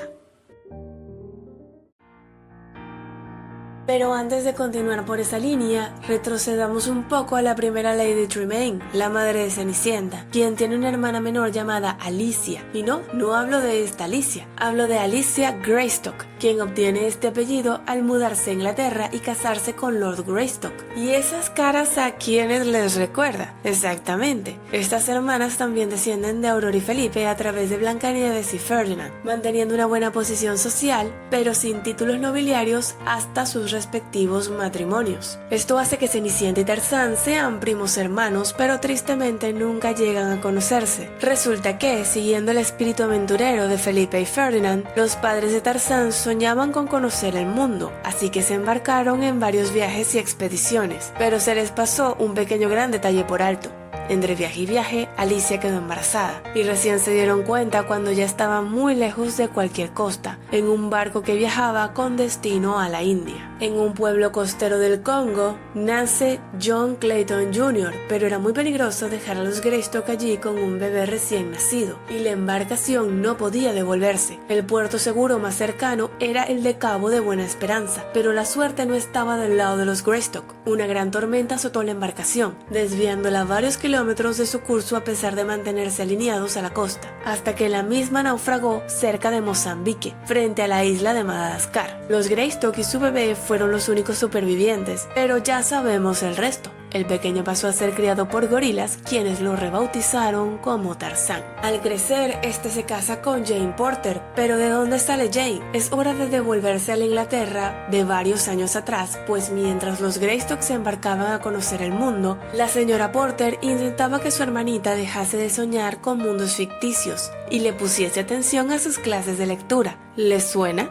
Pues sí, según mi teoría, la madre de Jane es la hermana mayor de la otra Alicia, la que sí fue o soñó con el País de las Maravillas. En esta teoría, Alicia nació cuando su hermana mayor ya estaba casada y sus ancianos padres no sobrevivieron mucho después, por lo que quedó huérfana a los pocos años y su hermana la incorporó a su nueva familia con Arquímedes Porter. Pocos años después del sueño de Alicia, su sobrina Jane nace. Pero hay un detalle con Jane: ella hereda la vajilla de la Bella y la Bestia, y podemos asumir que la hereda por vía paterna, ya que Arquímedes es el descendiente de Bella que más se parece a ella y a Maurice. Este surge de una línea materna que acabó casándose con algún adinerado inglés y, al igual que su esposa, Arquímedes también tiene una hermana mucho menor que él, incluso menor que Alicia, y quien será parte del episodio del siglo XX. Tarzán y Jane se casan, tienen un hijo y un futuro nieto, pero eso ya corresponde más a los libros que al propio mundo de fantasía, aunque podríamos considerarlo todo aquí un poco mezclado. Como ya abarcamos el tronco principal de esta era, es hora de atender los cabos sueltos.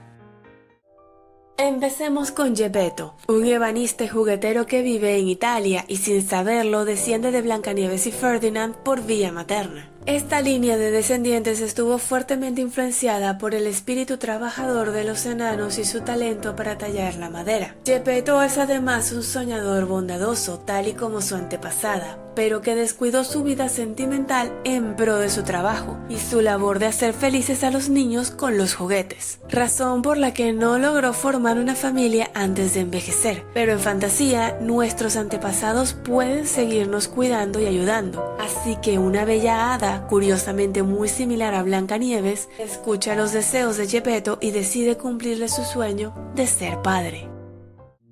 Volviendo con los Clayton, no toda la familia son manzanas podridas. Una de las hijas, Anastasia, tiene la oportunidad de arrepentirse de sus actos y encontrar el amor en un sencillo bonachón panadero. Para conveniencia de nuestra teoría, le pondremos el apellido Brown. Al poco tiempo de casarse, los Browns deciden irse a probar suerte a América, donde montan una exitosa panadería y tienen una hija, Elizabeth Brown, a quien conocemos como Linda, luego de casarse con Jim Deere, con quien tienen un hijo y muchos perritos al convertirse en la familia de la dama y el vagabundo. Con eso terminamos con Mónaco y volvemos a Inglaterra, donde Alicia crece en el hogar de la familia Porter. Para cuando su sobrina Jane alcanza más o menos sus 10 años, Alicia ya es una joven casadera que se enamora de un burgués francés tan loquito como ella. Al poco tiempo de casarse y mudarse a París con su esposo y los gatitos de Diana, su hermana falleció, por lo que Jane queda sola con su padre Arquímedes y después de algunos años, este empieza a incluirla en sus expediciones por el mundo. Mientras tanto, en París, Alicia tiene una hija, Adelaida, quien se convertirá en una famosa cantante de ópera francesa y la orgullosa dueña de los Aristogatos, descendientes de Diana, la gatita de Alicia. Otra gran historia que transcurre en Europa durante este periodo es Frozen. Ya todos sabemos que Elsa se convierte en el quinto elemento y Anna se casa con Kristoff, pero recordemos que Flynn y Rapunzel asistieron a la coronación de Elsa. Esto ocurrió porque Angmar y Rapunzel son primos hermanos, hijos de las hermanas Rita y Ariana, respectivamente, y ambos nietos de Bella y Adam, descendientes de Blancanieves, Quasimodo, Esmeralda, Aurora, Felipe, Odette, Mérida y hasta el mismo Hércules. Y aquí viene lo interesante, pues es de su origen divino de donde podemos deducir que tanto Elsa como Rapunzel heredaron sus poderes. Todos estos descendientes de Hércules tienen algo de sangre divina por sus venas, basta con una ligera exposición a la magia para que ésta se manifieste. Rapunzel tiene un cabello mágico que le permite curar y rejuvenecer lo que sea con tocarlo y cantar. Hasta revivir puede, pero ella no está condenada a ser una niña eternamente. ¿Por qué? Sangre divina. En Elsa se manifiestan los poderes necesarios para que su tierra alcance la paz. ¿Por qué? Pues la sangre divina. Pero aquí falta otro personaje,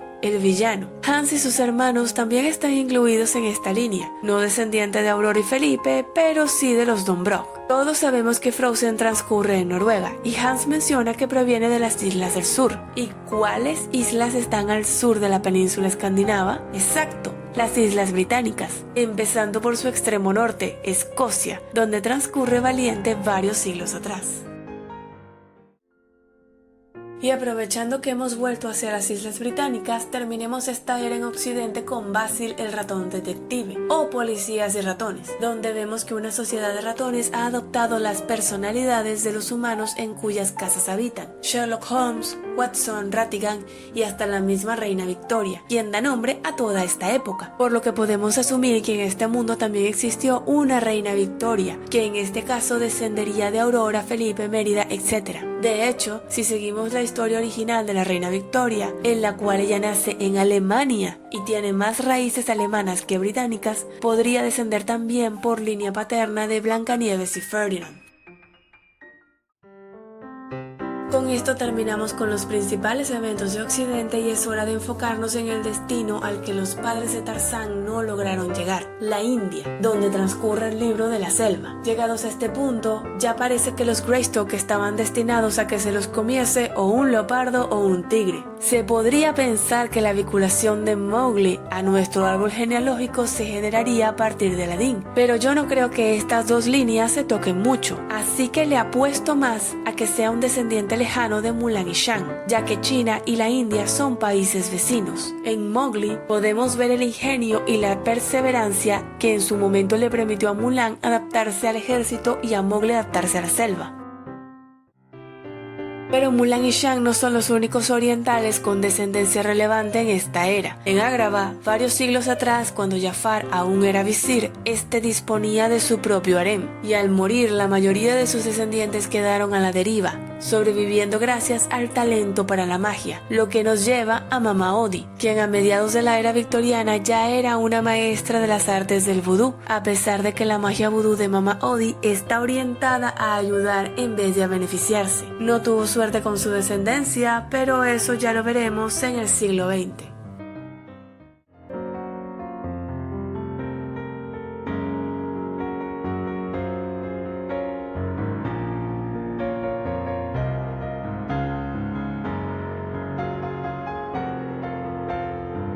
Hoy veremos desarrollarse cintas como La Dama y el Vagabundo, Peter Pan, La Princesa y el Sapo, Bambi, Dumbo, Encanto, Los 101 Dálmatas y Ralph el Demoledor. Si te gustan los spoilers, tengo una lista de shorts de esta teoría que estamos recontando de principio a fin. No olviden darme su like y compartir el video para que más gente se una a nuestra teoría y empecemos. Empecemos con la descendencia más reciente, entre comillas, de Tarzán y Jane. Esta información no nos la brindan ni las películas ni la serie de Tarzán, pero suponiendo que podamos seguir la línea del libro en el que fue inspirado, tendríamos que Tarzán y Jane tuvieron un único hijo llamado Korak, quien se casa con una chica llamada Miriam y también tienen un único hijo, Jackie, quien debe estar naciendo a principios de la década de 1900. Dejo esta información por aquí en caso de que Disney decida continuar con la franquicia de Tarzán y quizá lleguen a incluir algo de su descendencia. De África pasamos a los Estados Unidos, donde dos historias transcurren casi en paralelo al nacimiento de Jackie. En el salvaje oeste, Nebraska, tenemos la aventura con secuestro y rescate incluidos de las vacas vaqueras. Y en el noreste del país, concretamente en Nueva Inglaterra, en el año 1906 transcurre La Dama y el Vagabundo, una bonita historia sobre las mascotas de Elizabeth, la hija de Anastasia Tremaine y su familia. Más tarde volveremos a los Estados Unidos, pero por ahora nos toca volar a Londres, en algún punto entre 1904 y 1910, donde transcurre la entrañable historia de Peter Pan. Pero para seguir en orden cronológico, hay que comenzar con los padres de los niños Darling. Empecemos con Mary, la madre, a quien tenemos fichada como hermana menor de Archimedes Porter, el padre de Jane, por lo que Mary sería su tía. Recordemos también que la madre de Jane sería la hermana de Alicia, por lo que esta estaría políticamente emparentada con Wendy, sin mencionar que la diferencia de edad entre Alicia y su hermana era muy similar a la diferencia entre Archimedes y Mary. Esto significa que el apellido original de Mary sería Porter, pasando a ser Mary Darling al casarse con George Darling, quien también tiene una historia familiar interesante. Recordemos que en las dos familias de villanos villanos que ya hemos visto, hay uno que otro miembro que se salva de ser una manzana podrida. En su familia, George sería esa manzana no podrida. Es un padre estricto, sí, pero no un villano como su antepasado, John Radcliffe, antiguo gobernador de Jamestown, la primera colonia británica en Virginia, Estados Unidos, y el villano de la película de Pocahontas. Sin embargo, George tiene un pariente lejano pero contemporáneo con él y también desciende de Radcliffe, el capitán Garfio, quien se cae de su cama siendo muy pequeño y termina en Nunca Jamás, donde se convierte en otro niño perdido de Peter Pan hasta que toma una decisión que hace tambalear el funcionamiento normal de Nunca Jamás. Garfio decide crecer, pero no se va de Nunca Jamás, a pesar de poder hacerlo como vimos en Peter Pan 2. No fue el único ni el primero en tomar esa decisión, pero sí fue el primero que decidió liderar a esos otros adultos inconformes con cómo funcionaba Nunca Jamás, por lo que construyen un navío y, movidos por la codicia, se convierten en piratas. George y Mary obviamente no están al tanto de esto, se casan y tienen 3 hijos: Wendy, John, como el patriarca John Radcliffe, y George Jr. Luego de los eventos de Peter Pan, Wendy crece, se casa con Edward y tienen 2 hijos, Jane y Danny, y ya esta historia se desarrolla durante la Segunda Guerra Mundial. Más adelante veremos un matrimonio entre 2 descendientes de Radcliffe, uno de ellos en la línea de los Darling, pero antes hay que retroceder un poco en el tiempo e irnos a Mónaco. En la era victoriana tuvimos a Henry y Cenicienta casándose y teniendo su final feliz, y por supuesto tuvieron descendencia. Aunque hablamos del mágico mundo de Disney, muchas características históricas de nuestro mundo también se reflejan en el mundo de fantasía. Henry y Ceni tienen sus hijos y estos crecen y empiezan a enamorarse. Aquí debo rellenar huecos con lo que me parecería más interesante, y eso sería que el primogénito de estos dos, léase el príncipe heredero, se enamora de una princesa de un reino africano, lo cual, aunque pertenece a una casa real, no hace nada de gracia en la corte de Mónaco debido a su color de piel. Tan enamorado está el chico que prefiere renunciar a su puesto en la línea de sucesión para poder casarse con su princesa, a lo que Henry y Ceni deciden negociar el reinado de una pequeña isla del norte de África que para entonces era colonia europea, Maldonia. Así, el hijo de Cenicienta pasa a ser el primer rey caucásico de Maldonia. Con su esposa tiene una hija de piel oscura pero rasgos europeos. Esta se casa con otro noble de su misma corte y tienen 2 hijos, los príncipes Naveen y Ralphie. De vuelta en Estados Unidos, concretamente en Nueva Orleans, sabemos que Naveen se casa con Tiana, la hija de Eudora y James, y tienen también descendencia registrada al menos hasta mediados del siglo XXI. Tenemos también al villano de esta historia, el Dr. Facilier, quien es el hijo de Mama Odi, ambos descendientes del linaje de Jafar, por lo que Mama Odi es potencialmente la única manzana no podrida de esta familia. La última historia que transcurre en Estados Unidos, esta vez en los bosques de Maine cerca de Canadá, es la historia de Bambi. Para terminar con los fabulosos años 20 en fantasía, tenemos que atender un par de historias en París, Francia. Primero la más obvia, los Aristogatos, quienes serían descendientes de Diana, la gatita de Alicia, siendo Adelaida la hija de esta última. Y por otro lado tenemos una historia que no había incluido en la teoría original, ya que no es originalmente un clásico de Disney, pero vi que a algunos les hace ilusión que lo incluya. Así que aquí tenemos a la otra Anastasia, la gran duquesa Anastasia Romanov. Y algunos dirán, bueno, ¿por qué la sitúas en París y no en Rusia? Lo que ocurre es que la película empieza en Rusia, pero sus principales eventos y consecuencias transcurren en París. Podemos asumir que los Romanovs descienden de Odette y Derek, y me parece que al final Anastasia y Dmitri tienen un destino algo trágico, ya que acaban teniendo una vida bohemia en París justo antes de que inicien la Primera y Segunda Guerra Mundial. Así que se podrán imaginar, siento ser pesimista, pero no les auguro mucha descendencia. De vuelta en América, ya estamos en los años 40 en Estados Unidos, donde transcurre la historia de Dumbo. Como sabrán, los elefantes tienen características físicas propias de la región de la que provengan. Los elefantes del circo parecen ser elefantes asiáticos, pudiendo descender de la manada de elefantes del libro de la selva, siendo grises y de orejas pequeñas. Pero Dumbo tiene unas orejas gigantes, nada usuales en elefantes asiáticos, pero muy propias de elefantes africanos, como la manada manada de Tantor. Por ende, esta podría ser la explicación para las anormales orejas de Dumbito. Y es que los idiotas del circo pensaron que sería una gran idea que un elefante africano se aparease con una elefanta asiática, así que Dumbo sería un bebé mestizo.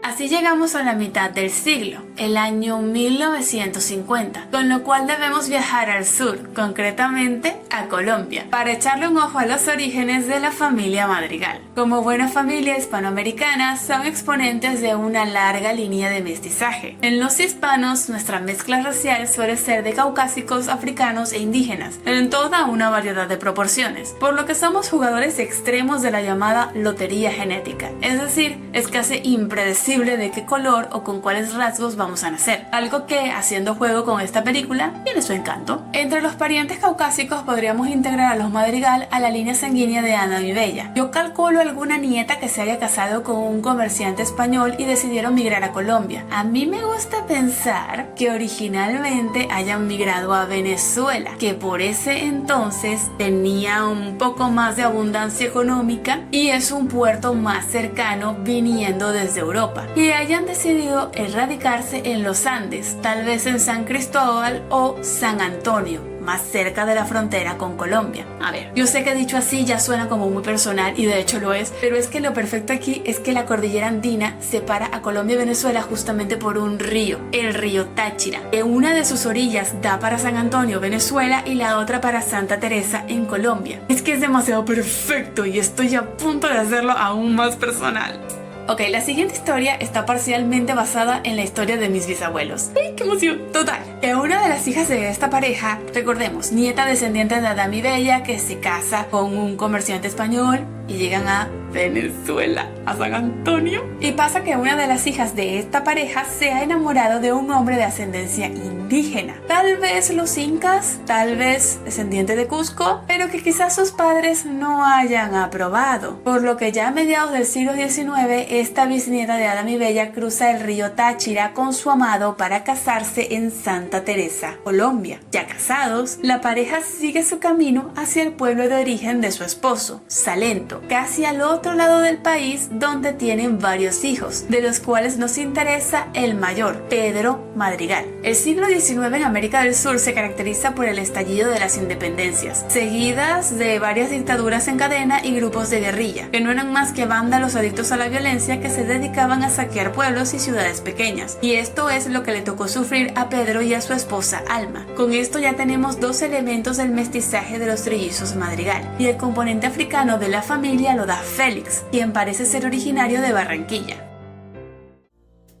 Ahora llegamos a los 60s, por lo que nos toca volver a Londres, donde tenemos a los descendientes más recientes de John Radcliffe, Cruella de Vil, Roger Radcliffe y Anita Darling. Con Cruella tenemos la descendiente que heredó la fortuna y posición social de su antepasado, y también quien la termina. Por otro lado está Roger, quien sí hereda el apellido, pero a estas alturas, 4 siglos después, tiene una versión alterada del mismo. Finalmente está Anita, la hija de George Darling Jr. y sobrina de Wendy. Así que sí, Cruella es la prima loca de Roger y Anita. Volvemos a los Estados Unidos ya en los años 70, donde Bernardo y Bianca, una coqueta ratoncita húngara, se conocen y parten al pantano de Nueva Orleans a salvar a Penny de Madame Medusa. Y sí, este es el mismo pantano donde medio siglo antes Tiana y Naveen se enamoraron, por lo que podemos pensar que los cocodrilos de Madame Medusa son descendientes del cocodrilo amigo de Tiana. Para la década de los 80 pasamos a Nueva York, donde un gatito se une a una pandilla de perros callejeros y juntos salvan a la pequeña Jenny del malvado Sykes, un enorme mafioso que tiene toda la pinta de estar emparentado con Gastón, pero que yo prefiero vincularlo a Hueso y Katrina, siendo quizá el hijo o nieto mimado de estos dos, quien despilfarró la fortuna familiar y luego se valió de sus contactos y una vida criminal para seguir teniendo poder y riquezas. Y al fin podemos cerrar este siglo con nuestra única historia hasta ahora en la década de los 90, Ralph el Demoledor. Obviamente ninguno de los personajes de Ralph pueden tener ascendencia alguna con el resto del árbol genealógico, pero lo que sí tenemos es una pequeña pista para el siguiente episodio de esta serie, la idea de que en el mundo de fantasía coexisten más de una dimensión. Hasta ahora nos hemos centrado en la dimensión humana, en Ralph vemos la dimensión digital y en el siguiente episodio veremos la última dimensión, la dimensión antropomórfica.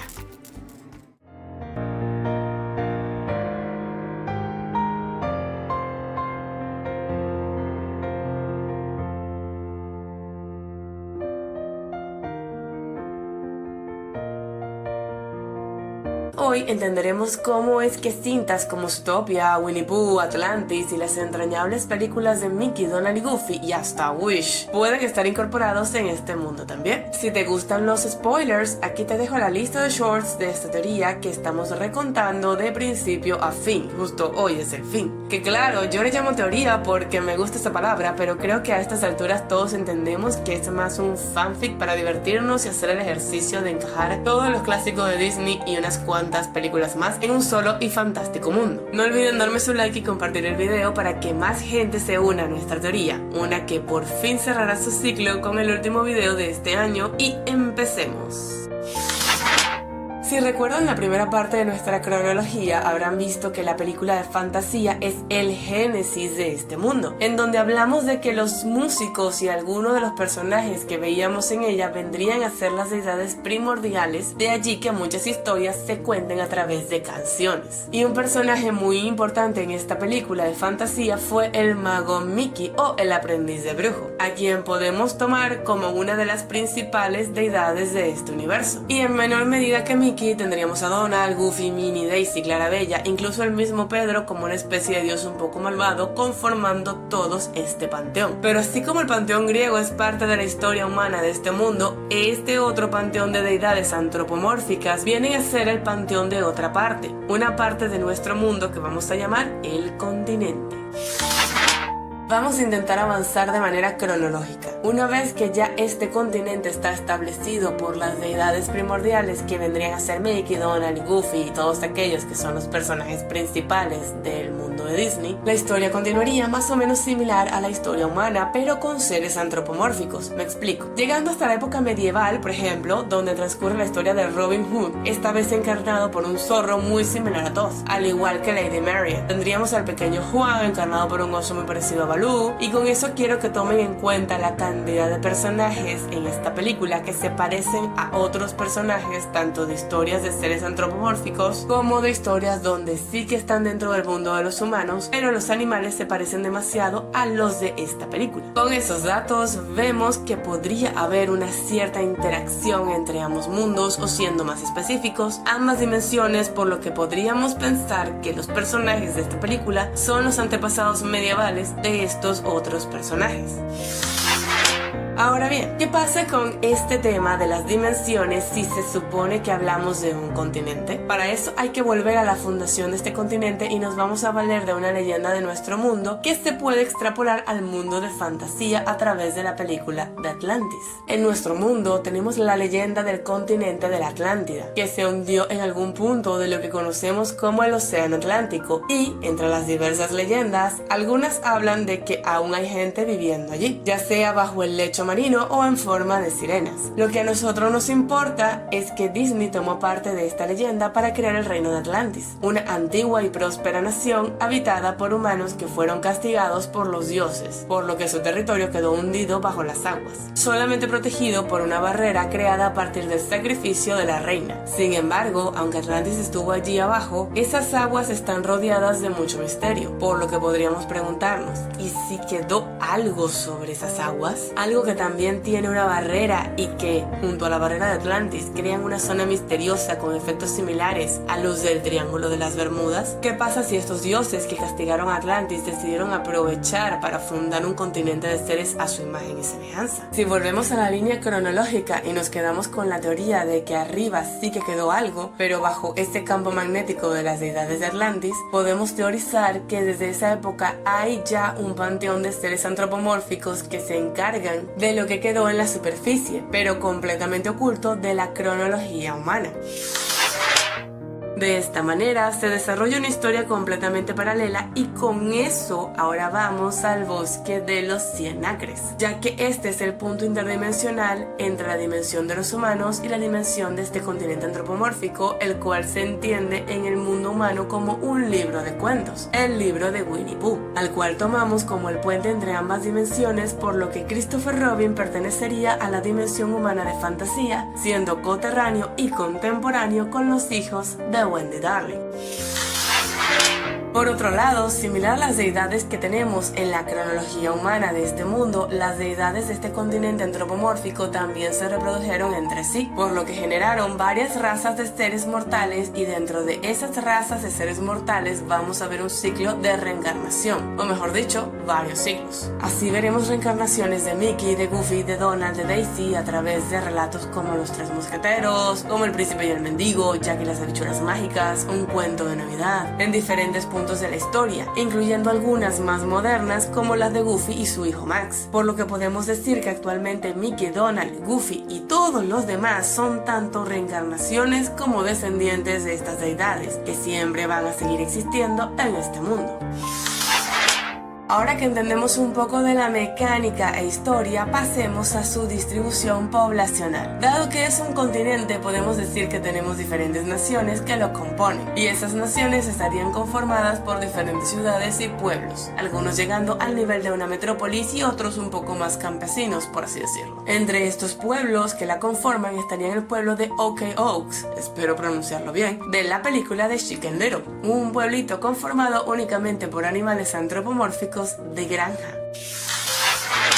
Y así como tenemos pueblitos como los de Chicken Little y tenemos descendientes de estos seres antropomórficos tanto dentro del continente como dentro de la historia humana de esta cronología, asimismo tenemos descendientes de estos personajes en la que sería la gran metrópolis de este continente, que sería Zootopia. Y aquí es donde se puede cumplir esa teoría que tanto ha rodado de que Nick es de hecho descendiente de Robin Hood y Lady Marian. Sí puede ser un descendiente lejano de ellos tranquilamente bajo esta teoría, porque quedaría dentro del mismo continente. Serían ellos los antepasados de Nick y probablemente Nick lo sepa, o al menos una parte de su familia. Y para ellos la idea de que pueden existir sociedades con seres como los humanos serían simples mitos y leyendas. Al respecto, otro dato interesante que nos da Zootopia es que tienen sus propias versiones de las historias de la dimensión humana, representadas a través de películas, pero con un elenco antropomórfico, obviamente. Esto nos plantea la idea de que algo similar podría ocurrir en la dimensión humana, donde tanto sus relatos históricos como las leyendas sobre animales antropomórficos se representan a través de películas, siendo así posible que producciones como ¿Quién engañó a Roger Rabbit? O los más recientes Chip y Dale y Once Upon a Studio puedan existir sin problema en este mundo como justamente sátiras audiovisuales.